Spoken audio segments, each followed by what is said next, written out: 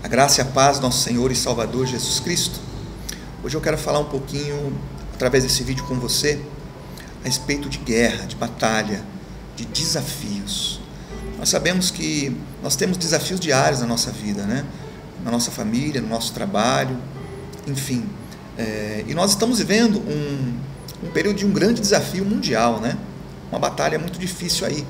E nós precisamos aprender a nos posicionar no momento de uma batalha, no momento de uma guerra, no momento de um grande desafio, de uma dificuldade. Nós vamos ver aqui um exemplo de uma guerra entre o povo de Israel, o povo de Deus, e os filisteus, né? Eles estavam travando uma batalha aqui, e muitos conhecem essa história, né? A história de Davi e Golias. Mas essa história envolve um pouco mais, um número maior de pessoas do que simplesmente Davi e Golias. Então nós vamos perceber aqui a diferença do comportamento de um povo fracassado e derrotado e de um povo vencedor. Nós vamos analisar as duas maneiras de se comportar em uma batalha. Então aqui no livro de 1 Samuel, capítulo 17, a palavra de Deus diz assim, no versículo 1: E os filisteus ajuntaram os seus arraiais para a guerra e congregaram-se em Socó, que está em Judá, e acamparam-se entre Socó e Azeca, no termo de Damim. Porém, Saul e os homens de Israel se ajuntaram e acamparam no vale do Carvalho, e ordenaram a batalha contra os filisteus. E os filisteus estavam no monte da banda da Além, e os israelitas estavam no outro monte da banda da Quem, e o vale estava entre eles. Então saiu do arraial dos filisteus um homem guerreiro, cujo nome era Golias, de Gate, que tinha de altura 6 côvados e 1 palmo. Trazia na cabeça um capacete de bronze e vestia uma couraça de escamas, e era o peso da couraça de 5.000 siclos de bronze. E trazia grevas de bronze por cima de seus pés, e um escudo de bronze entre os seus ombros. E a haste da sua lança era como eixo de tecelão, e o ferro da sua lança de 600 siclos de ferro, e diante dele ia o escudeiro. E parou e clamou às companhias de Israel, e disse-lhes: Para que saireis a ordenar a batalha? Não sou eu filisteu, e vós servos de Saul? Escolhei dentre vós um homem que desça a mim. Se ele puder pelejar comigo e me ferir, seremos vossos servos. Porém, se eu o vencer e o ferir, então sereis nossos servos e nos servireis. Disse mais o filisteu: Hoje desafio as companhias de Israel, dizendo: Dai-me um homem para que ambos pelejemos. Ouvindo então Saul e todo Israel essas palavras do filisteu, espantaram-se e temeram muito. Amém? Eu gostaria de ressaltar aqui, enfatizar, o versículo de número 10 e o versículo de número 11. No 10 diz assim: Disse mais o filisteu: Hoje desafio as companhias de Israel, dizendo: Dai-me um homem para que ambos pelejemos. Então aqui, no meio daquela batalha, se levantou o Golias, né? Que muitos chamam de o gigante, porque ele era um homem muito forte, muito grande, muito alto. E então, a própria aparência dele já impunha medo ao seu adversário, né?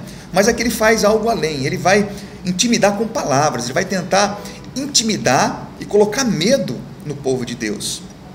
E o que acontece no versículo 11? No versículo 11 diz assim: Ouvindo então Saul e todo Israel. Então aqui Saul, ele fez tudo que um homem de Deus não poderia fazer. Primeiro, dar ouvidos à voz do inimigo. Nós sabemos que quando nós não ouvimos a voz certa, a voz correta, nós temos problemas. Nós vamos nos lembrar, por exemplo, o que aconteceu lá no Jardim do Éden, quando Eva resolveu dar ouvidos à voz da serpente. Aí nós conhecemos toda a história, né? E vivemos as consequências disso até hoje, não é verdade? Então nós temos que tomar cuidado com quem nós ouvimos ou quem nós damos crédito? Aqui no caso, muito menos o inimigo, né?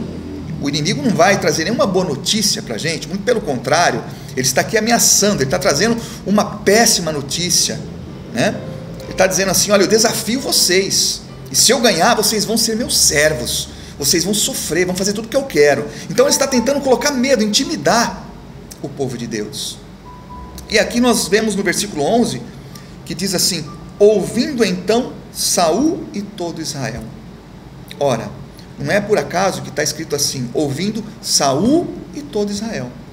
Saul quem era? Era o rei, era o líder, é aquele que devia estar à frente da batalha, não é verdade? Então muitas pessoas acham que o líder é aquele que manda e os outros obedecem, ele fica só olhando. Não, o líder é diferente dessa maneira de pensar que as pessoas acham aí, né? O líder é aquele que está à frente. Você vê, por exemplo, numa corrida, aquele que está em primeiro lugar, quem é ele? Ele é o líder, ele está à frente, todos os outros vão seguindo ele. Então o líder é aquele que está à frente. Numa batalha, o líder está na frente da batalha. Não é que é aquele que manda todo mundo ir lá para a guerra e ele fica de longe olhando, não. Ele é o primeiro a se levantar e aí para enfrentar essa guerra. Então aqui Saul, ele fez tudo que um líder não pode fazer. Primeiro ele deu ouvido ao inimigo, ele se deixou intimidar, e logo após ele, todo o povo de Deus. Irmãos, quando um líder, ele é fraco, ele tem medo da batalha, todos os seus liderados vão fraquejar também. Imagine, se coloque no lugar daquele povo. O rei, que era um homem experimentado em batalha, um vencedor, um homem de guerra, o rei estava lá porque Deus o ungiu, né? O capacitou para ser rei. Então, diante dos olhos do povo, era o homem mais capacitado ali de Israel. Aí eles pensam assim: poxa vida, se aquele que é o rei, o líder, é o homem mais capacitado para essa batalha, deu ouvido e temeu, e nós, que, entre aspas, somos menores, somos menos capacitados, o que nós vamos fazer aqui? Se o líder está com medo, se o líder fraquejou, quem somos nós? Então, quando um líder, ele fraqueja, todos os seus liderados também vão fraquejar. Porque a tendência daqueles que são liderados é seguir o exemplo do líder. O líder é aquele que dá o exemplo, aquele que está à frente, né? É como Jesus deu um exemplo de uma grande liderança. Ele diz: eu sou o verdadeiro pastor. E o verdadeiro pastor, ele dá a vida pelas suas ovelhas. Ele está lá na frente das ovelhas para enfrentar o que for preciso. Ele vai enfrentar o lobo, ele vai enfrentar o adversário na frente das ovelhas. Ele não vai jogar as ovelhas na frente da batalha, não. Então o rei, aqui no caso, ele tinha que estar à frente, dando um bom exemplo. Ele tinha que enfrentar aquele homem, o Golias, e de maneira nenhuma se deixar intimidar. Talvez Saul não conhecesse o livro de Isaías, né? Se não me engano, lá no capítulo 41, versículo 10, onde Deus fala para o povo dele: não se espante, não se assombre, não tenham medo. Por quê? Porque eu sou o vosso Deus, eu te sustento, eu te ajudo na destra da minha justiça, com a minha mão forte. O Senhor Deus, ele diz que dele é a guerra. Então, quem crê em Deus, na verdade, ele não vai ter que lutar com as próprias forças, ele tem que apenas se posicionar da maneira correta, para que Deus entre na batalha por ele. Por isso que ele diz: minha é a guerra, diz o Senhor. As nossas batalhas, as nossas guerras, nós devemos dar o primeiro passo, fazer a nossa parte, nos posicionar firmes, enfrentar a luta, enfrentar a batalha, porque dessa maneira Deus entra à frente da batalha. É por isso que em Isaías também está escrito: eu vou à frente de vós, vou estourando as portas de bronze e despedaçando os ferrolhos de ferro, e dando os tesouros que estão escondidos. Então Deus, para quem confia nele, ele vai à frente da batalha, não existe nada a temer. E Saul, como um homem de Deus, como um ungido de Deus, ele deveria se comportar dessa maneira, mas infelizmente ele fez justamente o contrário. Ele se deixou abalar emocionalmente pela ameaça do inimigo. Irmãos, vou dizer uma coisa para você: o nosso lado emocional, psicológico, é muito importante. Se você conversar até mesmo com um psicólogo, ele vai explicar para você o que uma pessoa abalada emocionalmente sofre. Inclusive atrai até doenças para o próprio corpo, doenças físicas são atraídas para o nosso corpo por causa do nosso abalo emocional. O inimigo, ele tenta causar esse abalo nas nossas vidas. Ele tenta mostrar um cenário que para nós vai ser impossível de transpor, vai ser impossível da gente ultrapassar, da gente passar aquela barreira. A estratégia do inimigo, na maioria das vezes, é essa: tentar colocar o medo. E muitas vezes ele consegue. Eu lembro que eu comentava em um outro vídeo justamente a respeito do medo que teve, por exemplo, Jó. Jó, todo mundo conhece a história dele. Ele disse assim, depois de tudo que ele sofreu: aquilo que eu mais tinha medo me aconteceu. Porque o medo fortalece o inimigo. A má notícia enfraquece você. Fica o dia inteiro, por exemplo, ouvindo uma notícia ruim, ouvindo falar sobre tragédia, morte, perdas, só notícia ruim. No final do dia, você vai estar acabado até fisicamente, porque o seu lado emocional, o seu lado psicológico vai refletir no teu corpo. Tem pessoas, por exemplo, que tem, não sei se você já ouviu falar, eu creio que sim, em úlcera nervosa, né? Isso aí, o lado emocional da pessoa, a pessoa que é muito nervosa, irritada, acaba trazendo esse problema para a pessoa. E várias outras doenças, né, que são causadas pelo lado emocional da pessoa que fica abalado diante de alguma situação. Então, tudo que nós não podemos fazer é nos deixar abalar diante de qualquer tipo de dificuldade, de qualquer tipo de batalha. Nós aprendemos num culto, há uns dias atrás, com o pastor Luiz Carlos, a respeito de renovar nossa mente, né? Não vos conformeis com esse mundo, mas renove a tua mente através do quê? Da palavra de Deus, da boa notícia. Se você ficar se enchendo de más notícias, meu irmão, você vai contaminar a tua mente e o teu corpo. Você vai atrair tudo quanto é coisa ruim para você. Não, a palavra de Deus nos ensina que nós devemos nos alimentar da boa notícia, e o evangelho é a boa notícia. Porque senão, irmãos, nós vamos perder a batalha. Esse comportamento aqui de Saul é um comportamento, primeiro, de um líder fracassado, que vai levar todo o povo ao fracasso também. Você aí, por exemplo, talvez na tua família ou na empresa que você trabalha, de alguma maneira você é um líder. Você tem alguém que é liderado por você, ou alguém que depende de você. A sua família depende de você. E se você não der um bom exemplo de liderança, todos aqueles que dependem de você vão sofrer também. Ouvindo então Saul e todo Israel essas palavras do filisteu, espantaram-se e temeram muito. O medo já foi instalado ali no coração desse povo. E o que aconteceu depois disso? Olha como uma coisa ruim vai puxando outra coisa ruim. Se você pular lá para o versículo de número 23, olha o que diz a palavra de Deus.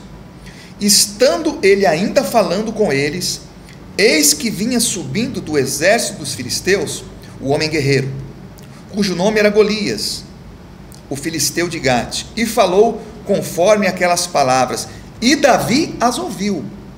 Davi começa a entrar nessa história, e ele também ouviu tudo o que Saul e o povo de Israel estavam ouvindo, todas as ameaças que eles ouviram, Davi também ouviu.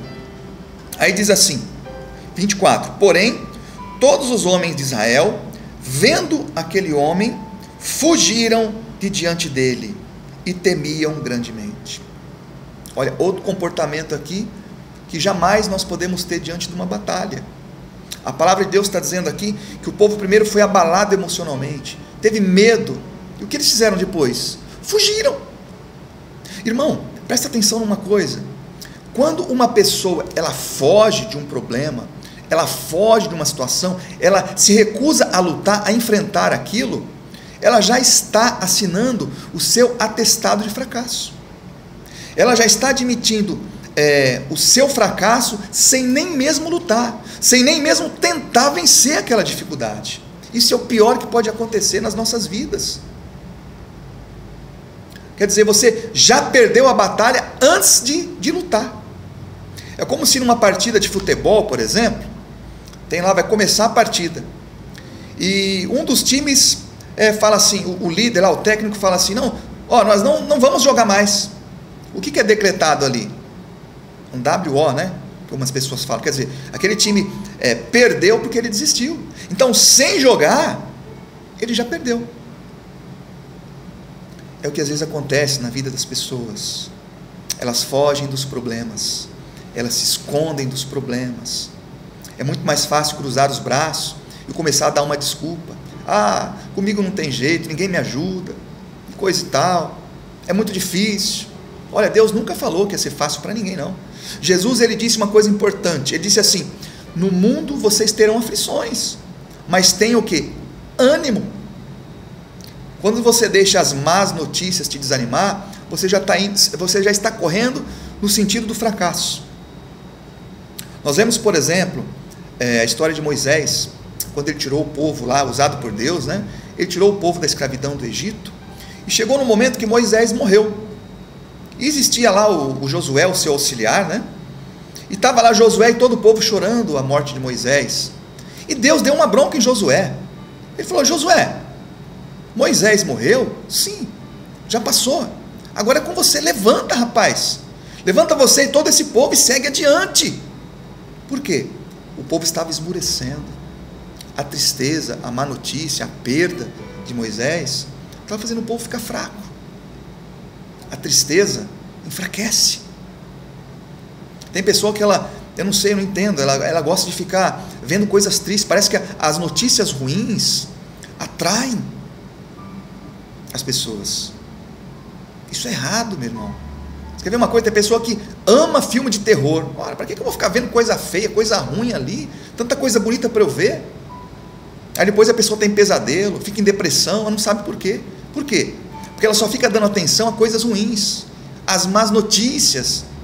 Emocionalmente aquela pessoa não percebe, mas ela está sendo abalada, ela vai enfraquecendo emocionalmente. E às vezes acaba ficando até doente. O povo teve medo e fugiu. Mas ali, alguma coisa diferente já estava acontecendo. Davi, ele ouviu aquilo. E presta atenção numa coisa, que você vai ver um comportamento muito diferente em Davi. Ele não deu ouvido à má notícia, ele não cedeu à intimidação, à provocação do inimigo. Ele diz assim, olha, no versículo de número 25: e diziam os homens de Israel: vistes aquele homem que subiu? Pois subiu para afrontar Israel. Há de ser, pois, que ao homem que o ferir, o rei o enriquecerá de grandes riquezas, e lhe dará a sua filha, e fará isenta de impostos a casa de seu pai em Israel. Então falou Davi aos homens que estavam com ele, dizendo: que farão aquele homem que ferir a este filisteu, e tirar a afronta de sobre Israel? Quem é, pois, este incircunciso filisteu para afrontar os exércitos do Deus vivo? E o povo tornou a falar conforme aquela palavra, dizendo: assim farão ao homem que o ferir. Então Davi, ele não prestou atenção naquilo que o inimigo falava, ele não prestou atenção nas más notícias, ele prestou atenção em outra coisa, na boa notícia. Ele não olhou o tamanho da batalha, não olhou o tamanho do gigante, mas ele se interessou pelo tamanho da recompensa. Toda batalha, meu irmão, tem uma recompensa, existe uma vitória, mas para aqueles que não fogem da luta, para aqueles que enfrentam a batalha, que lutam, para esses tem uma recompensa. Olha que interessante o que Davi fez. Vamos pular mais um pouquinho aqui para o versículo de número 32, que é o que mais importa aqui para nós no momento. E Davi disse a Saul: não desfaleça o coração de ninguém por causa dele, teu servo há de ir e pelejará contra esse filisteu. Olha que interessante. Davi era um menino na época, um jovem, e ele estava aqui falando com o rei, o líder, dando uma lição de moral para aquele homem. Muitas pessoas que assumem uma determinada liderança, em vários lugares, empresas, até em igrejas, ou às vezes na família, não são nem dignos de estar naquela posição de liderança, porque elas não têm o comportamento verdadeiro de um líder. Aqui nós vemos um menino, um jovem, que esse sim, está aqui falando com o líder, com o rei, e está falando com autoridade ali. Rei, é o seguinte, não deixa ninguém ficar com medo não deixa ninguém esmurecer, ninguém desfaleça, ninguém fique triste, ninguém fique com medo, porque ele está dizendo aqui, ele não está dizendo nós, ele não está convidando ninguém para ir com ele. Olha o que esse rapaz, ele assume para ele, ele diz assim: eu vou lá, eu vou lutar contra esse filisteu, eu vou enfrentar. Presta atenção numa coisa, o rei e todo o exército ficaram com medo e fugiram. Aí vem o jovem, que ninguém dava a mínima importância, e diz assim: que? Vocês estão com medo? Vou mostrar como é que se faz. Rei, deixa comigo, eu vou enfrentar essa batalha. E ele diz mais: eu vou sozinho. Ele disse: eu vou enfrentar. E todos conhecem o final da história. Davi foi e conseguiu vencer aquele gigante. Deus estava com ele, é claro. E na verdade, o que aconteceu depois? O inimigo foi quem fugiu. Presta atenção numa coisa: não tenha medo de nenhuma luta na tua vida, não tenha medo de nenhuma dificuldade, porque Deus está com você. Ele diz que vai à sua frente. Quando você confia nele, ele está à frente da tua batalha. Por que você vai ficar com medo? Faça como o pequenino Davi, em frente, ainda que pareça impossível, ainda que pareça que aquele problema é maior do que você. O gigante era muito maior do que Davi, mas não importa, nada é maior do que o Deus que nós servimos. Não existe nada maior do que ele. E se ele está à nossa frente, nós podemos enfrentar qualquer batalha sem medo algum, ainda que pareça impossível para nós, para mim, para você. Para Deus não. E é ele que vai à frente da tua batalha, meu irmão. Confia em Deus, não se acovarde, não tenha medo, não seja mais um fracassado na vida. Não, Deus quer que você tenha sucesso, e para você ter sucesso, faça como Davi, enfrente tudo que for preciso enfrentar, confiando e crendo que Deus vai estar à frente de você e vai te dar a vitória, em nome de Jesus. Amém?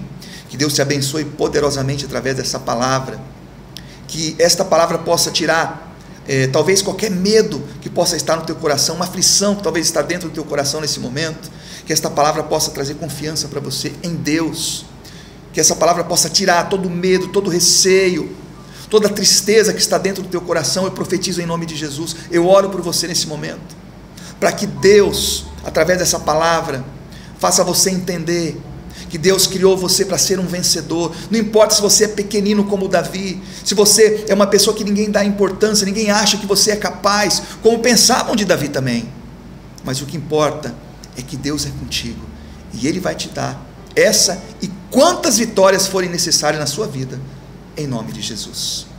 Fique com Deus, e que Deus te abençoe poderosamente, em nome de Jesus.